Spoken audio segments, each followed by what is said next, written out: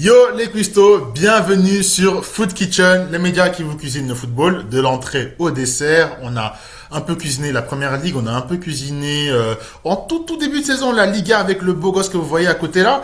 On a bien sûr cuisiné le foot français avec la Miss France qui est là aussi, Erland et Edson pour pas les citer. Et aujourd'hui forcément c'est la CAN, c'est la préparation en tout cas de la CAN. À ce moment où on tourne, la CAN n'a pas encore commencé. Et d'ailleurs, quand cet épisode va sortir, la CAN n'a pas encore commencé. Mais on est déjà chaud, on est déjà prêt, on est déjà très bien habillé. Comme le monsieur ici, Edson. Edson, comment tu vas? Ben écoute Nathan, déjà merci pour l'accueil, franchement ça va trop bien. Tu sais, normalement quand on est dans le nord, il fait froid, il fait moche, tout le monde est un peu triste, mais quand il y a la senteur de la canne qui arrive, t'es obligé d'être content, t'es obligé d'être sur ton Obligé. 31, t'es obligé d'être en pagne comme ça. Ah, franchement, les Nigériens, ils ont cuisiné, j'ai envie de te dire, ils ont bien cuisiné. Donc voilà. Franchement, j'ai hésité à être en pagne. Franchement, je te dis là, je suis tellement chaud. Campagne, Mais on carrément. va. Oh, laisse tomber, laisse tomber. Si la RDC, allez, je me lance. Si la RDC arrive en finale, n'imaginez même pas comment je serais quand on va faire l'émission. N'imaginez même pas. Erland, tu es là. Merci en tout cas d'être là. Comment tu vas? Je vais très bien et vous. Je suis très Bah, contente de bien. commenter cette canne avec vous, en tout cas. Ah, bien sûr, bien sûr. Je pense que de plus en plus la CAN se fait respecter en termes de qualité de jeu. Je crois que ça, on est en train de dépasser un peu, et j'ai envie d'avoir votre avis là-dessus avant qu'on commence, mais le cliché qu'on avait sur la CAN qui dégageait les ballons super loin. Peut-être que certains d'entre vous, les spectateurs, vous vous souvenez de la déclaration de Willy Sagnol sur les footballeurs africains. Bon, Alors, voilà, je pense que on est en train de lui donner un peu tort. Donc, vous en pensez quoi, vous, de la qualité des CAN là, d'édition en édition? on va commencer par Irlande pour le coup. Moi, je trouve Irlande. qu'elle s'améliore de plus en plus. Franchement, la dernière canne, elle a été surprenante. Pour vous dire que c'était pendant l'Euro, je me suis ennuyée, mais la canne, c'était incroyable. C'était C'est vrai. incroyable. Pour moi, la canne dépasse l'Euro. De loin, de très très loin. En termes de suspense ou en termes de En termes narration, de suspense, en termes de favoris, de classement, en fait, rien n'est joué d'avance. Tout peut hmm. basculer et on l'a vu par exemple avec le Cap-Vert lors de la dernière CAN qui nous a surpris. On a eu vraiment des rebondissements de dernière minute. Franchement, la dernière CAN, on a beaucoup crié. On a beaucoup, beaucoup, beaucoup crié et j'ai trouvé On a beau. grave mis les organes de fou. Edson, t'en penses quoi, toi? Bah écoute, moi je vais aller dans le sens d'Irlande, hein, je vais pas apporter trop de nouveautés non plus. Je pense que bah déjà, c'est pas parce que je suis varin que je dis ça, mais pour moi c'est la meilleure CAN qui a jamais été organisée, voilà. Voilà. Non mais plus sérieusement, en termes d'événementiel, je pense qu'on n'a jamais fait une CAN comme ça. Franchement, Mm. l'organisation était super fluide. Aussi, bah, on a ramené du guest, hein, faut le dire. Quand tu ramènes Gianni Infantino, tu ramènes quasiment toutes les stars européennes qui se ramènent pour la CAN comme ça.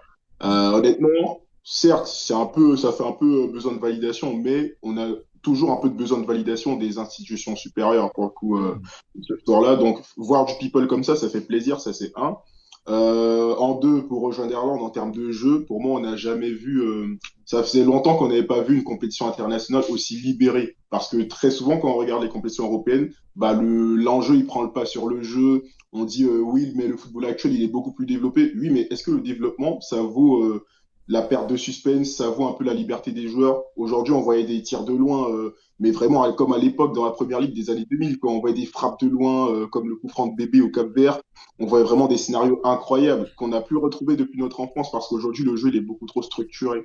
Donc aussi, la CAN, elle a apporté vraiment cette liberté de jeu-là qu'on n'a plus retrouvée depuis désormais des années. Moi, cette CAN-là, je me voyais en tant que gosse à la Coupe du Monde au Brésil, par exemple, où j'ai vraiment kiffé, pour le coup. Ouais, ouais, clairement, je vois exactement ce que tu veux dire. Le jeu a vraiment évolué et pourtant, bah, va falloir trouver des pays favoris, hein, des pays qui vont pouvoir tirer un peu leur épingle du jeu. Donc du coup, bah, on va se lancer, on va se mouiller en fait, tout simplement. Donc je vais vous laisser la parole. Selon vous, allez, les dames d'abord. Erland, qui est ton favori pour la CAN 2025 cette année?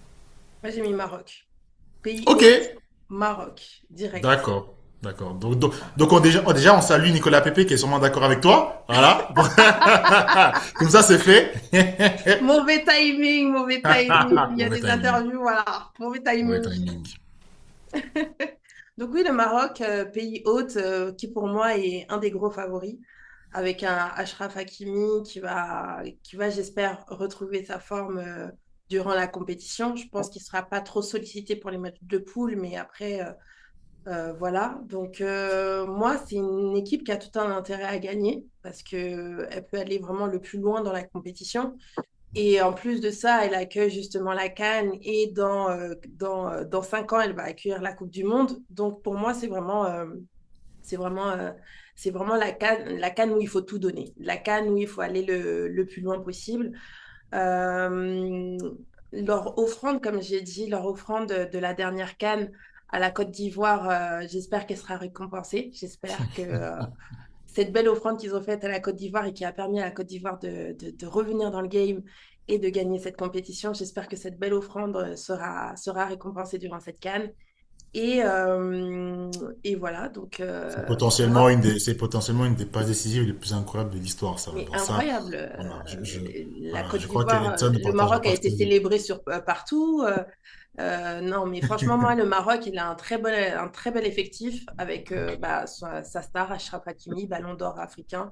Mais tu crois justement que Ashraf pourra revenir à temps? J'ai aussi l'impression qu'ils vont pas le mettre Non, durant la phase pas au de début. poule, mais c'est Ouais. une phase de poule, il y a quand même les Comores, la Zambie et le Mali, quoi.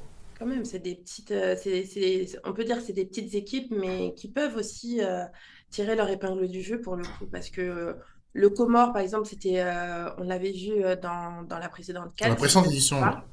Ils étaient pas mal. Ils étaient pas mal. Ils ont montré que voilà, ils rentraient dans la compétition, mais qu'ils rentraient pas dans la compétition de manière timide. Ils sont venus arracher, même s'ils sont pas partis très très loin dans la compétition pour une première qualification et pour une première participation. C'était extraordinaire. Donc, Le Maroc, qui d'ailleurs, je ne connaissais même pas cette compétition, vient de gagner la Coupe des équipes arabes. En tout cas, la Coupe contre la Jordanie, je crois, hein, si je me trompe pas.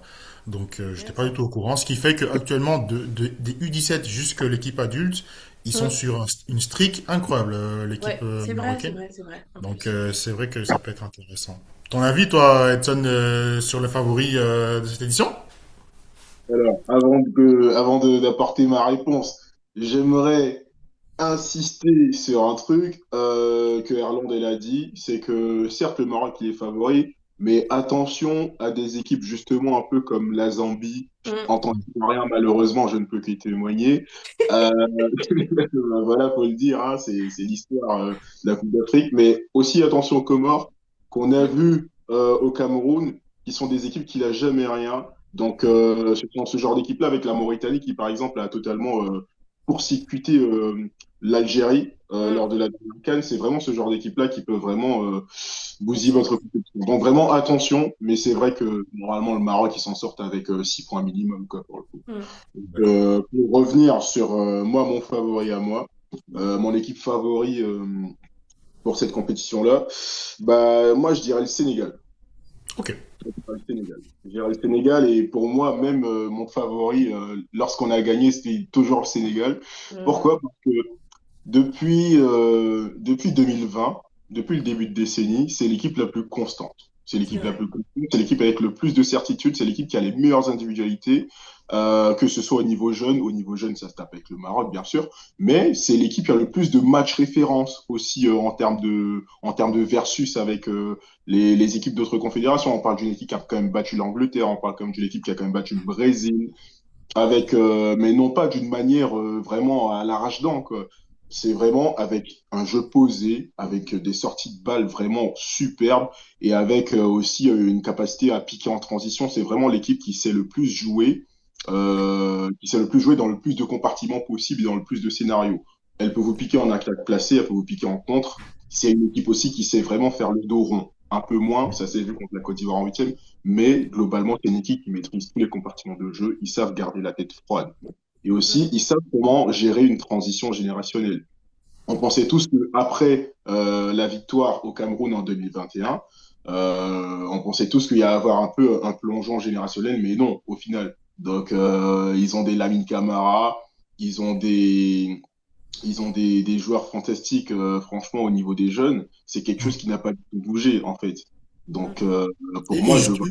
Justement, par rapport à ça, est-ce que ces jeunes-là n'auraient pas besoin, tu sais, actuellement, on parle du Real Madrid, je te parle du Real Madrid parce que forcément, tu suis la Liga, qui manque de guide, en fait, qui manque un Modric dans le vestiaire, il manque un Kroos dans le vestiaire pour, allez, pouvoir quand même encadrer. On a vu récemment l'interview de Benzema, qui disait que cette équipe de Real Madrid, elle est incroyable, mais il faut juste quelqu'un qui puisse leur rappeler que Bellingham, tu n'es pas censé finir les actions. Vinicius, tu n'es pas censé te retrouver dans la position de la sentinelle pour retrouver la balle, tu vois. Et cette jeune génération sénégalaise, je me demande si, parce que, allez, personnellement, quand je pense à Sénégal, jusqu'aujourd'hui, je pense encore à Sadio Mané. Je pense encore à Sadio Mané en tant que guide, mais je me dis, est-ce qu'il a encore la légitimité ou est-ce qu'il y a un autre joueur sénégalais qui a la légitimité pour tirer un peu cette génération-là, ou sinon, j'ai l'impression que ça peut devenir une sélection de poulets sans tête, en fait. Hmm. Ouais, je capte un peu ce que tu veux dire. En gros, une sélection de petits génies, de bons petits élèves, mais qui savent pas où ils Voilà. vont. On les lâche dans la nature, quoi. Mais Hmm. non, moi, clairement, non. Clairement, pour répondre à ta question, non.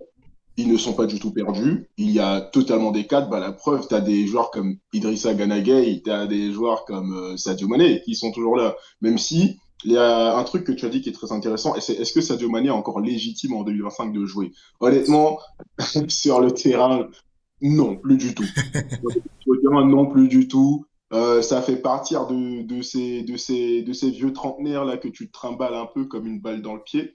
Hmm. Mec, donc tu peux pas te séparer non plus parce que ça reste justement des cadres. Parce que, comme tu l'as dit, les jeunes, ils ont besoin de guides.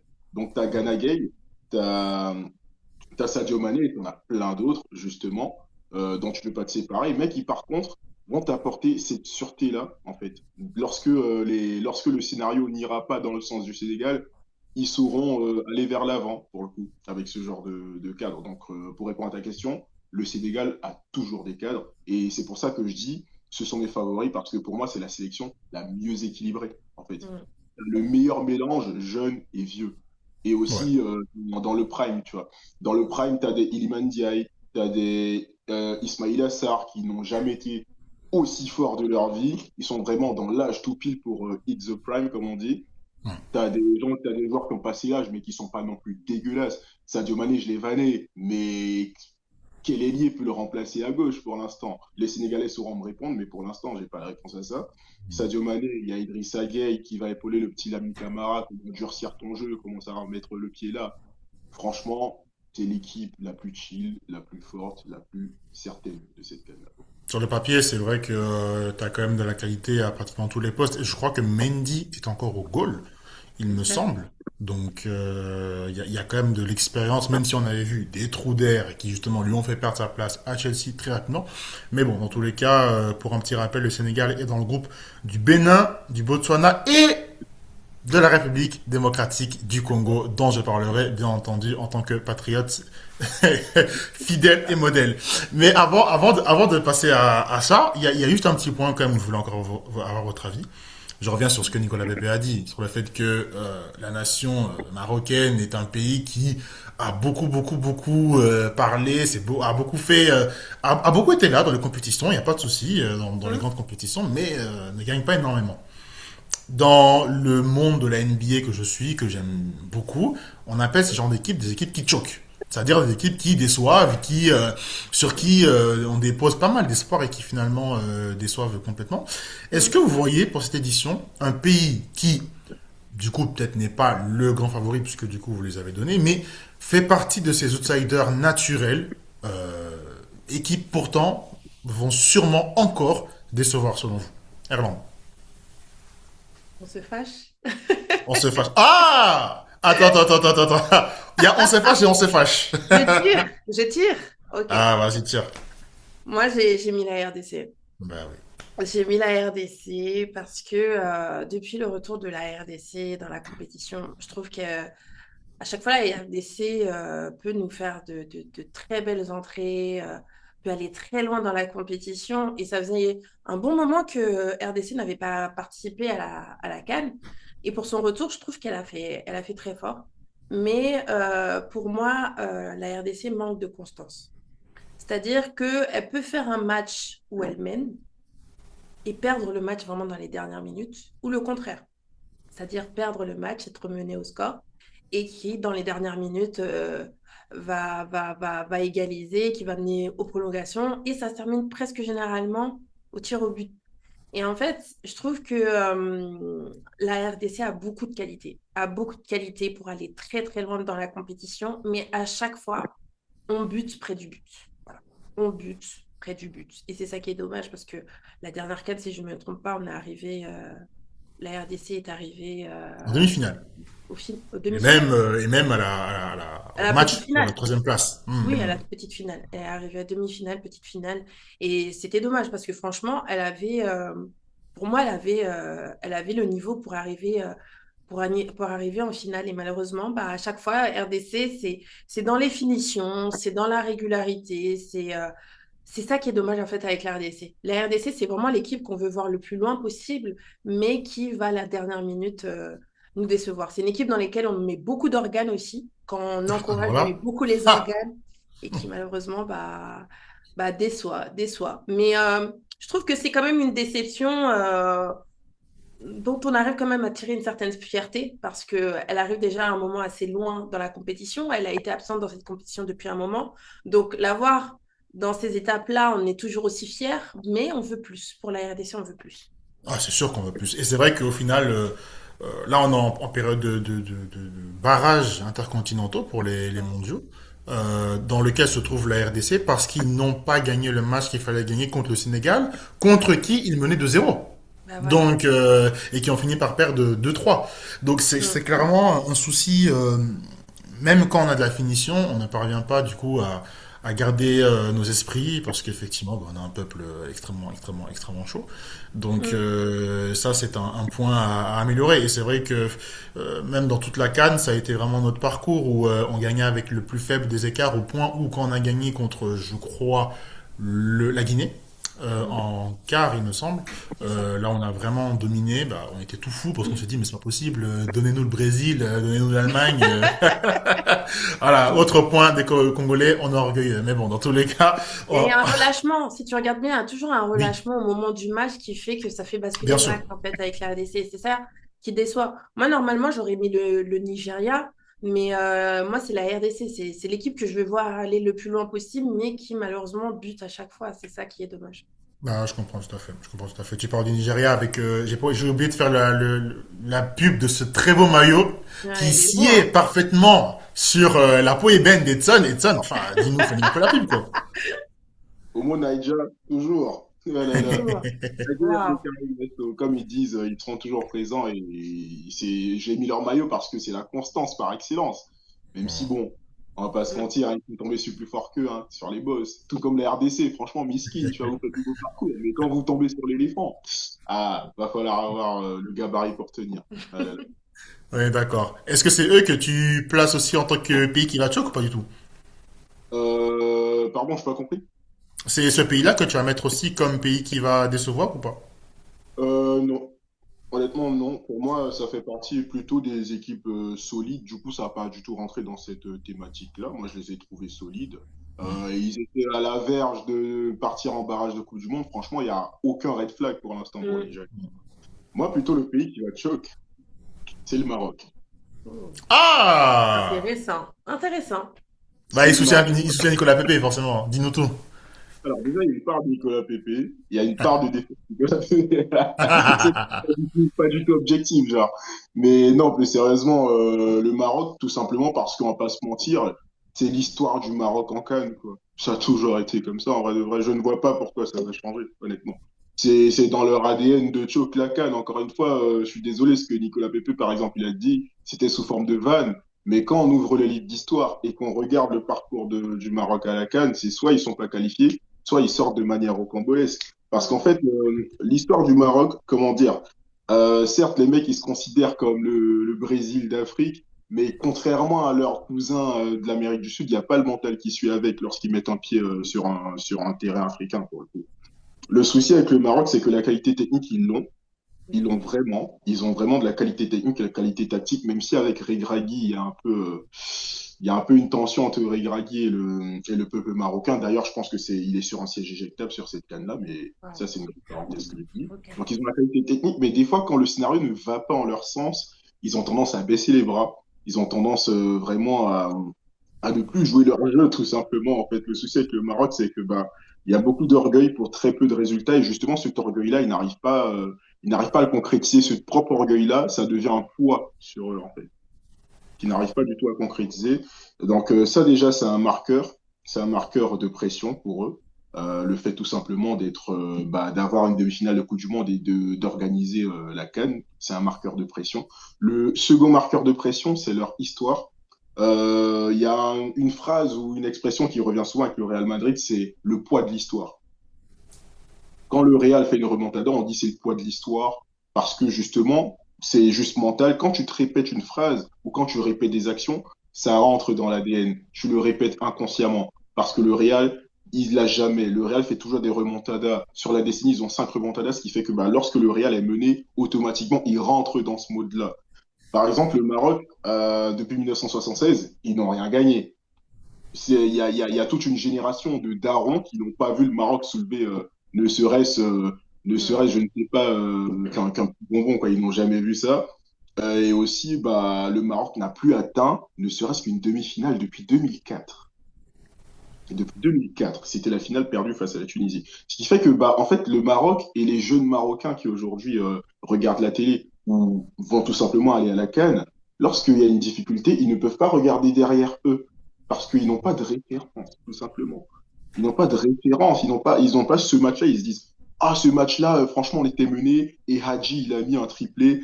Franchement, c'est un exemple pour ne jamais baisser les bras. Ils n'ont pas ça. Ils n'ont pas de référence de victoire parce que ça remonte à 1976. Et surtout, bah, ils n'ont pas de mental, tout simplement. Combien de fois, regardez les scénarios des éliminations du Maroc contre le Bénin, contre l'Égypte en 2022, même si pour moi, l'Égypte, c'était un peu en dessous du Maroc, mais Mm. c'est une équipe de Cannes. Donc, il y a l'Égypte et il y a l'Afrique du Sud, qui, ça, c'est le chef-d'œuvre pour le coup, au vu du scénario, c'était incroyable. Donc, à chaque fois, ils ont la qualité technique, il y a le poids de l'histoire qui fait, et il y a aussi le fait que, bah, le troisième point, le troisième marque de pression, c'est que cette équipe du Maroc-là, on va pas se mentir, c'est pas une équipe de Cannes. C'est de ça dont je discutais au préalable avec peut-être Nathan, pour le coup. Ouais. Mm.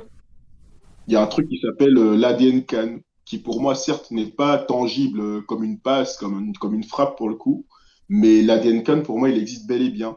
Des équipes comme le Cameroun, comme la Côte d'Ivoire, comme l'Égypte, ils ont cette particularité-là du football africain. Je sais pas comment qualifier ça, j'arrive pas à mettre la main Ok, dessus, mais ça se sent lorsqu'une équipe est faite pour la CAN, en fait.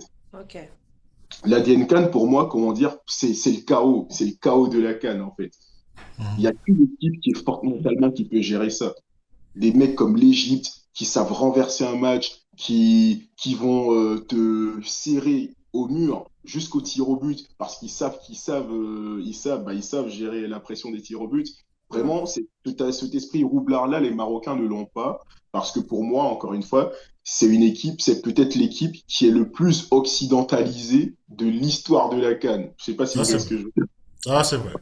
Et tu le Voilà. dis pas de manière péjorative, c'est vraiment dans le sens où, voilà, c'est le jeu qu'on est censé connaître d'un pays africain qu'on ne retrouve pas forcément avec le Maroc, parce que, et là encore, on pourrait même incorporer le sujet de la binationalité, qui Mm. justement peut faire que, bah, et on le voit avec le Brésilien, enfin avec les Brésiliens, on le voit aussi, hein, beaucoup de Brésiliens sont dénichés très très très très tôt à Flamengo, à Palmeiras, à Botafogo, mais du coup, ils n'ont pas le temps de mûrir leur jeu typique brésilien.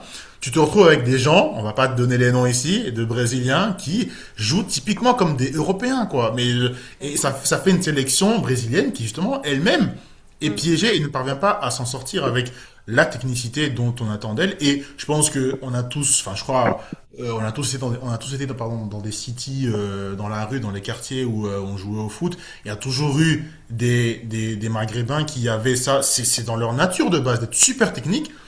Et Oui. aujourd'hui, honnêtement, je ne.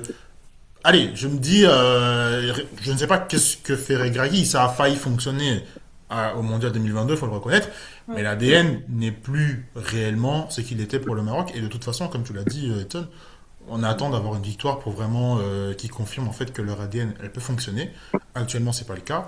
Et donc c'est vrai que c'est un candidat typique pour un pays qui choque. Et je pense que c'est même le candidat idéal parce qu'en fait, on le voit tellement comme le pays qui est censé dominer les pays africains, Et ils gagnent rien sur le continent africain, donc c'est qu'il y a un souci. L'Égypte gagnait 3 fois, quoi, quand on était jeune.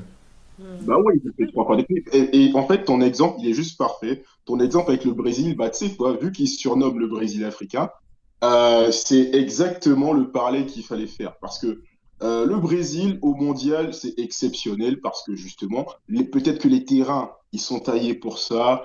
Le jeu, il est typiquement favorable à ce que le Brésil domine sur la scène internationale ou dominer. Mais sur le continent sud-américain, le Brésil n'est pas du tout top 2 en termes de palmarès à la Copa América. Est-ce que tu le savais? Ah, je sais même pas. Bah voilà, t'as le recordman des Copa América, je crois que c'est l'Uruguay. Ensuite, t'as l'Argentine et le Brésil.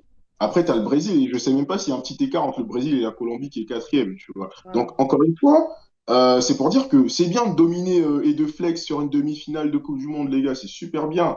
Mais chaque continent a sa spécificité, incluant la CAN. Le Brésil, par exemple, ça fait des années qu'ils n'ont pas touché une Copa América. Je crois que ça date de 2007. C'est pas un hasard, parce que tu vas en Copa América, et je crois qu'il y a des vannes sur Twitter comme quoi la Copa América c'est du catch. C'est un peu ça, effectivement, on va pas se mentir. Donc chaque continent a sa spécificité. Et ça apporte surtout une dimension physique que les Marocains n'ont pas. Là où, par exemple, dans le match contre l'Afrique du Sud, ça illustrait complètement ça pour le coup. Ils Hmm. sont pris un but, les mecs physiquement, ils n'arrivaient plus à suivre, ainsi que mentalement, jusqu'au fameux coup franc de Mokoena pour le coup. Et cet exemple-là, au lieu d'avoir des victoires et de regarder pour dire ah c'est donc comme ça que les anciens ont fait, les Marocains n'ont malheureusement pas ce passé-là. Ils ont plutôt un passé de défaite. Donc Ouais. plus tu as de défaites en toi, plus tu es encore enclin à sombrer. Et pour moi, le Maroc, quand tu mets à domicile avec leurs supporters qui sont super exigeants, crois-moi que bah, Erland, par exemple, je suis totalement d'accord avec toi quand tu as dit qu'ils sont à domicile et que ça peut être justement un avantage. Moi, connaissant le Maroc, cette équipe du Mm. Maroc-là, pour moi, ça peut être un super désavantage. Mm. Pour moi, Hakimi est incapable de planter son pénalty face à l'Afrique du Sud en terrain neutre. Mais t'imagines s'il y a je ne sais combien de mille de Marocains derrière lui à la 90e minute. Mais mon Dieu, La il, pression. il va se rapprocher de l'infarctus là pour le coup. C'est pour ça que pour moi, le Maroc, c'est les candidats idéaux pour le Tchèque, tout simplement.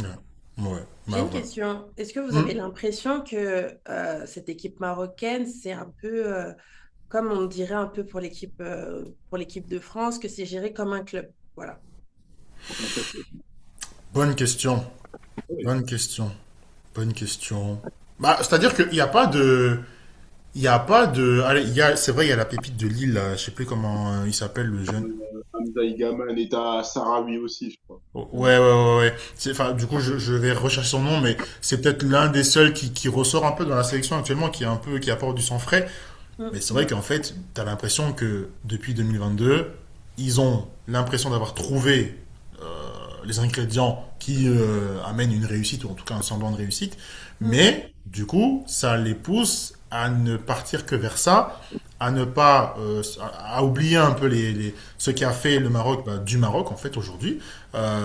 Et donc c'est possible que ouais, dans ce sens-là, ça peut être vu comme une gestion de club, c'est-à-dire j'ai mon groupe, bah, un peu comme on reproche un peu à Deschamps au final. C'est ça. C'est C'est ça. d'avoir un groupe et de garder son groupe. Peut-être pas à la même échelle, Mm. mais c'est plus dans le fait de ne pas vouloir tenter des joueurs qui peuvent apporter du sang frais. Ou alors c'est que eux sont pas bons. Ou alors c'est que le système n'est pas bon. Je penche plus vers le système qui n'est pas bon parce que je pense vraiment que des bons joueurs au Maroc, en veux-tu, en voilà. Donc je pense que c'est peut-être une question de système parce que tu peux pas en fait avoir ce bilan dans les compétitions et ne pas regarder au sélectionneur. À un moment donné, Mm. avec cet effectif que tu es obligé de te dire il y a un truc qui coince. Donc pour moi, c'est vrai qu'il y a peut-être un côté gestion de club, j'y ai pas pensé, mais ça a creusé, j'avoue.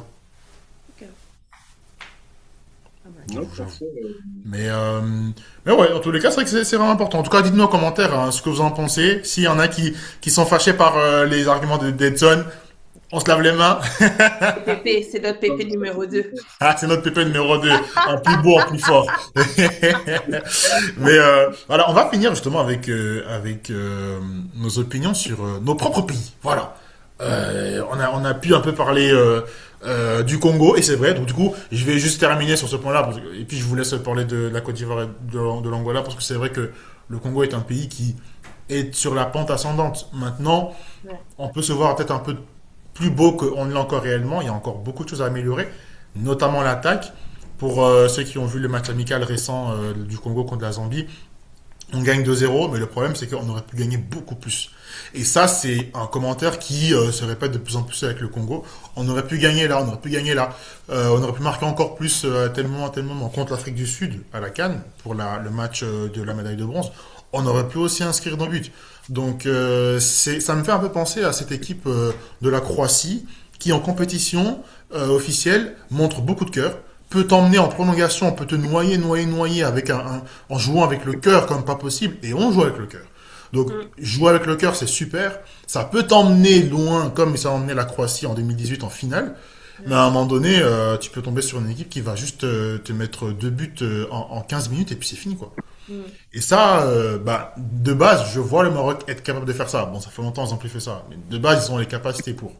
Je vois la Côte d'Ivoire faire ça, même si la sélection ivoirienne. Bon, j'ai un petit doute, mais je laisse Edson en parler. Et même, au final, d'autres sélections sont capables de nous mettre deux, trois buts. Parce que c'est vrai, on parle de demi-dieu, de Chancel Mbemba, mais il est même pas titulaire encore à Lille. Donc, on repose beaucoup de choses sur lui. On a un gros souci, enfin, c'est un problème de riche au poste de gardien de but. On a Epolo, Fayoulou et Lionel Passy qui sont trois gardiens qui peuvent jouer. Mais qui ne sont pas des assurances tout risque non plus. Donc, si on ne sait pas marquer vite, et qu'on est capable d'encaisser rapidement, parce qu'on n'a pas une défense au point comme on a pu l'avoir il y a 2 ans. Donc, j'avoue que j'ai un doute. Je les mets quand même, je pronostique quand même un quart de finale. Mais malheureusement, je crois que la dernière fois, on a été la surprise. Bien sûr, j'aimerais qu'il gagne. Et je pense que vous aussi, vous aimeriez que votre pays gagne. Mais je pense que, allez, réalistiquement parlant, voilà, je pense que les quarts de finale, ça peut déjà être bien. Donc, quart de finale, le Congo, sorti par l'Angola, pas de souci, on fait la paix et on avance. Dis-nous, Ça s'élimine en t'as dit quoi, famille. Edson? J'ai dit ça s'élimine en famille pour le coup. Ouais, voilà, c'est de famille, c'est le cousin, c'est bon. Ouais, voilà, on a l'habitude. Ouais. Le- Dis-nous, Irlande, toi, l'Angola, qu'est-ce qu'on peut en penser des Alors, as Palancas? palancas negras. C'est ça. Franchement, déjà pour notre précédente participation à la CAN, on a fait vraiment une CAN historique. On a brisé la malédiction. En fait, l'Angola n'arrivait pas à sortir des matchs de poule. Et là, on est arrivé au quart. Et pour nous, quand les Angolais sont revenus, c'est comme si on avait gagné la CAN, hein. Je vous explique, c'est comme si on avait gagné la CAN. On a défilé dans l'équivalent des Champs-Élysées en Ah, Angola. carrément? Ah ouais, il y a eu un défilé. Et vraiment le bus, mais franchement, c'est comme si on n'était pas. C'est comme si on avait gagné la CAN. On n'avait pas de coupe, mais c'est comme si on avait gagné. Et c'était vraiment assez historique cette CAN, puisqu'on a gagné vraiment, je pense, plus de 20 places sur le classement FIFA. Et c'était vraiment une très belle CAN. On a fini avec un de nos joueurs qui était dans les meilleurs buteurs de cette CAN, Gelson Dalla. Donc, moi, je pense que l'Angola peut aller jusqu'au quart. Vu qu'elle a atteint ce niveau-là, pour moi, maintenant, c'est le niveau minimum. Les Hmm. quarts. Les quarts de finale. Après, j'attends qu'elle nous surprenne. Mais si elle arrive jusqu'en finale, je serais très heureuse aussi. On a un bel effectif. On a repris Mabouloulou, on a repris Gelson Dalla. Les absents, on a Gilberto, notre DJ qui ne sera pas là. Lui aussi, voilà, il y a eu des petits épisodes en Angola qui ont fait que voilà, il est plus sélectionné depuis un moment. Moi, je regrette juste Depou comme attaquant. Depou qui nous a fait gagner le dernier Costafa. Ouais, Costafa, c'est vraiment la compétition Oui. de l'Afrique australe. Je regrette juste ce jeune joueur, mais sinon, on a un très bel effectif, très équilibré. J'ai vu qu'ils étaient arrivés hier et je pense que l'Angola arrivera minimum jusqu'au quart de finale et j'espère qu'ils pourront aller le plus loin possible.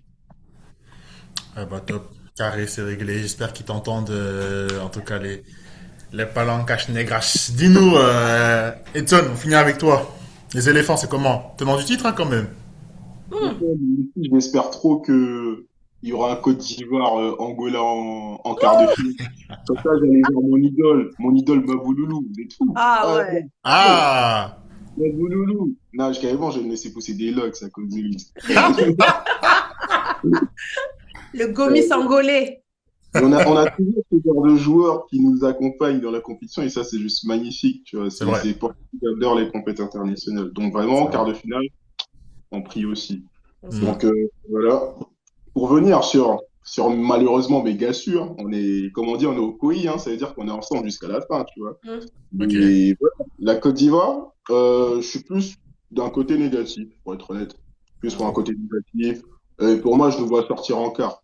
Je nous vois sortir en quart parce que bah, j'ai pas nécessairement l'impression qu'on ait progressé. Parce que déjà, bah, il y a qu'à voir la liste, hein. La liste, elle est juste catastrophique. C'est pas seulement un mouvement de foule D'accord. négatif. C'est que la liste, elle est vraiment très peu qualitative par rapport à ce qu'on avait eu à la précédente édition. Et celui qui me déçoit le plus, c'est le coach, c'est Emer Faé. Emer Faé, il y a un sentiment de trahison avec le peuple ivoirien, du moins ceux qui suivent régulièrement le foot. Il y a un sentiment de trahison, non seulement avec le manque de backup, comme on dit, pour la situation de Nicolas Pepe, carrément mis sur le côté pour la liste, c'est très décevant. Hmm. Et aussi parce que, bah, en fait, ce qui m'avait plu avec Emer Faé l'an dernier, c'est que c'était pas un homme pion. Vous voyez typiquement ce genre de coach qui dit oui Hmm. à tout pour Mm. avoir son poste sécurisé. C'était un C'est un peu coup ce de type-là. cœur, Faye, justement pour ça. Révélation. Hmm. Bah ouais, typiquement, tu vois, révélation parce que c'est un homme qui l'est posé sur la table pour le coup. Mm. Et en fait, bah, contrairement à Jean-Louis Gasset, c'était quelqu'un qui avait de la versatilité de un, et ensuite il avait du courage. La versatilité, pourquoi? Parce que c'est un mec qui aime vraiment expérimenter. Tout au long des qualifications, on n'avait jamais le même 11. C'est un des mecs qui a permis de ramener Guila Doué ainsi que plein d'autres têtes. Je pense qu'il y a plus de 9, voire 10 nouvelles têtes depuis la dernière CAN qu'on a remportée. Lors des qualifications, c'est quelqu'un qui ose tester des schémas tactiques, que ça marche ou pas. Donc franchement, je me suis dit, waouh, depuis que je suis petit et que je regarde la sélection, j'ai jamais vraiment vu ça. Pour moi, il y avait les cadres et c'était tout. Donc, il y avait vraiment cette versatilité qu'il a apportée là. Il y avait aussi une dose de courage. Le courage, pourquoi? Parce que au sein de la même canne, nos cadres étaient nuls. Mais ils étaient totalement nuls. Franck Caissier, Ibrahim Sangaré, notamment eux-mêmes qui ont été mis sur le banc au profit de Jean-Michel Seri, pour le coup, qui a totalement changé notre compétition. Il a osé mettre Simon Adingra et bench Jérémy Boga. Donc, c'est quelqu'un qui ose. C'est comme si Deschamps, c'est comme si, par exemple, il y avait un novice qui venait à la tête de l'EDF et il benchait Mbappé. Et c'est effectivement la solution. Donc, c'est un mec versatile et courageux. Hmm. Donc, sur le long terme, force est de Mm. constater que bah, tout le monde avait un peu émerveillé dans son cœur. Sauf que, bah, ironiquement, ces deux qualités se transforment en défaut pour lui, parce que la versatilité, ça se transforme en un mec indécis, parce qu'on n'a jamais de 11 fixe, on n'a jamais de joueur fixe. Ça, c'est totalement grave pour le coup, parce que bah, les joueurs n'arrivent pas à s'adapter à ta tactique, et aussi, bah, ils n'arrivent pas à construire de cohésion. Petite référence à Didier Deschamps, pour le coup, il y a pas de cohésion de groupe, du moins sur le terrain, hein, parce qu'on sait que c'est des groupes pétards. La cohésion, ça t'en fait pas. Mais la cohésion sur le terrain, c'est aussi avec de la régularité, une formation fixe, un 11 fixe, afin que chacun connaisse son rôle, qu'il y ait des automatismes qui se créent. Mais ça, on ne peut pas l'avoir avec Emerson parce que monsieur joue, il joue à Football Manager grandeur nature. Mm. Il joue à Football Manager grandeur nature, et il y a un trait de personnalité qui a commencé à grandir en lui, et c'est ça que je reproche au coach africain. Monsieur, tu as gagné la CAN. C'était certes pas de la chance, mais on va pas se mentir, c'est un sacré coup du sort. Quand c'est comme ça, garde ton humilité. Le mec, il se prend pour des champs, il commence à être arrogant. Faut pas qu'on remette monsieur en question. Par exemple, en conférence de presse, je me rappelle très bien, il est iconique cette conférence de presse. Il avait été un peu remis en question. Il a dit aux journalistes, tu es fâché, viens prendre ma place et passe tes diplômes. Et donc, Ok, on parle d'accord. d'un mec qui C'est une venait d'arriver pathologie qu'on retrouve dans beaucoup de chefs d'État d'un certain continent. typiquement. Exactement des hommes du continent qui se comportent toujours comme ça, faut le Des dire. clashs avec Roten aussi? Pardon? Des Oh, petits clashs avec Roten, Jérôme Roten ah bon? Aussi, aussi, aussi. oui, c'est vrai. Ah, j'avais pas vu ça. C'était tout de suite après la CAN, juste après, même pas 24 heures après la victoire de la CAN Oh, 2023 pour je le me coup. souviens plus. Exactement ça. Donc voilà, tu as quelqu'un qui commence à développer un certain culte de la personnalité, quelqu'un dont la versatilité se transforme en indécision et son courage, ça se transforme aussi en arrogance pour le coup. Et un mec qui se permet de... En fait, il a des choix qui sont incompréhensibles Mm. Typiquement, bah, la liste qui vient d'arriver, le fait de boycotter Nicolas Pepe, ça, je suis pas d'accord. Je pense que j'ai même failli ne pas regarder la CAN par rapport à ça, parce qu'à un certain moment, Ouais. ça dépasse le cadre du foot. Ton Ouais. joueur, il mange des vagues racistes, tu le défends pas, carrément, tu le boycottes.